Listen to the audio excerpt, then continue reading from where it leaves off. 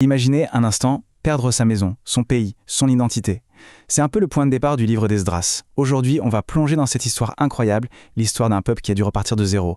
Et on va voir que la reconstruction, ce n'est pas juste une question de briques et de mortier, c'est bien plus profond que ça. Alors, la grande question qui se pose, c'est comment on fait pour reconstruire toute une nation après un tel désastre? Je veux dire, comment on repart de zéro quand tout est en ruine? C'est vraiment le défi colossal auquel le peuple d'Israël a dû faire face en rentrant de l'exil à Babylone. Ok, pour bien comprendre l'enjeu, il faut qu'on remette les choses dans leur contexte. Imaginez, le peuple est en exil à Babylone depuis des dizaines d'années. Et puis, d'un coup, tout bascule. Un événement complètement inattendu, le roi de Perse, Cyrus le Grand, publie un décret. Et c'est ce décret qui va être le coup d'envoi d'un retour au pays et surtout du début d'un chantier absolument gigantesque à Jérusalem. On va donc s'intéresser à ce retour et à ce défi immense. Et vous allez voir, tout ne commence pas avec une truelle et des briques. Non, ça commence par une décision politique, un truc presque miraculeux qui va tout changer et lancer cette incroyable aventure. Voilà la fameuse autorisation. Ce décret, qu'on trouve dès le début du livre d'Esdras, c'est vraiment la clé de voûte de toute l'histoire. Ce n'est pas juste un « allez-y, vous pouvez rentrer chez vous ». C'est beaucoup plus que ça. C'est un ordre de mission officiel pour rebâtir l'essentiel, le cœur battant de la nation, le temple de Jérusalem. Et cette grande histoire de reconstruction, on peut la voir en deux temps. Deux grands projets portés par deux leaders charismatiques. Premier projet, le plus spirituel, rebâtir le temple, avec à sa tête Zorobabel. Et puis le deuxième, plus terre-à-terre mais tout aussi crucial, restaurer les murs de la ville pour la sécurité.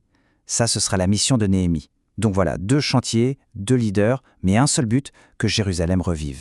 Alors commençons par le premier chantier, la reconstruction du temple. C'était la priorité numéro 1, c'était vraiment par là qu'il fallait commencer. Sans son cœur spirituel, comment la nation pouvait-elle espérer se retrouver? Et donc, le premier groupe qui rentre d'exil est mené par un certain Zorobabel. Sa mission, elle est simple à dire, mais gigantesque à faire, reconstruire le temple sur les ruines de l'ancien. Au début, vous imaginez bien, l'ambiance est à l'euphorie. Tout le monde est plein d'espoir, d'enthousiasme. Mais évidemment, ça aurait été trop simple. Très vite, les ennuis commencent. Le projet se heurte à une opposition, disons, musclée de la part des populations locales. Forcément, ça crée des tensions, le chantier prend du retard, et petit à petit, l'enthousiasme du début, il s'évanouit. Le découragement s'installe, et le chantier finit par s'arrêter complètement. Et c'est là, au moment où tout semble perdu, que deux personnages clés entrent en jeu, les prophètes Agé et Zacharie. Ils vont trouver les mots justes pour secouer tout le monde, pour leur rappeler pourquoi ils sont là, pourquoi cette mission est vitale. Leur discours, c'est comme une étincelle dans la nuit. Ça rallume la flamme et ça redonne le courage de tout relancer. Et ça marche. Finalement, après tous ces efforts, c'est la victoire. Le temple est enfin terminé. La cérémonie de dédicace, c'est un moment de joie immense, vous pouvez l'imaginer. C'est la fin du premier grand chapitre de la reconstruction. Le cœur spirituel de Jérusalem recommence à battre. Bon, le temple est là, c'est super. Mais la ville, elle, reste complètement à découvert, sans défense. C'est pour ça qu'on passe maintenant au deuxième acte de cette histoire, la reconstruction des murs de Jérusalem. Une étape absolument cruciale pour la sécurité de tous. Et pour ce deuxième acte, on a un nouveau protagoniste, Néhémie. Lui, il n'est pas à Jérusalem au début. Il est loin, très loin, à la cour du roi de Perse, où il a un job assez particulier et très important. Il est l'échanson du roi. En gros, c'est un homme de confiance, quelqu'un qui a l'oreille du pouvoir. Et un jour, Néhémie reçoit des nouvelles de Jérusalem. On lui apprend que les murailles sont toujours par terre, que la ville est une passoire sans aucune protection. Et là, c'est le choc. Il est anéanti. Alors, il va utiliser sa position privilégiée. Il va voir le roi Artaxerxès et il réussit à obtenir non seulement la permission d'y aller, mais aussi les moyens pour lancer une nouvelle mission. Cette fois, rebâtir les fortifications. Et là, rebelote. Sans surprise, les mêmes opposants qui avaient mis des bâtons dans les roues pour le temple refont surface. Néhémie doit affronter de tout. Des moqueries, des menaces physiques contre les bâtisseurs, des pressions politiques, bref, l'opposition est tenace. Sauf que Néhémie, ce n'est pas n'importe qui. C'est un leader né, un pragmatique. Il organise le chantier de manière hyper efficace. Il y a même cette image incroyable des bâtisseurs qui travaillent avec un outil dans une main et une arme dans l'autre, prêts à se défendre. Et grâce à cette détermination, en un temps record, les murs sont enfin debout. Jérusalem est de nouveau une ville sûre. Voilà, le temple est là, les murs sont là. On pourrait se dire, mission accomplie. Mais en fait, pas du tout. Le plus dur restait peut-être à faire. Parce que maintenant, il fallait reconstruire la communauté de l'intérieur. Et c'est ça le point clé. Des murs et un temple, c'est bien, mais ça ne suffit pas pour faire une nation. Le vrai défi, c'était de recréer du lien social, de raviver la foi, de redonner une identité commune à un peuple qui avait perdu ses repères pendant l'exil.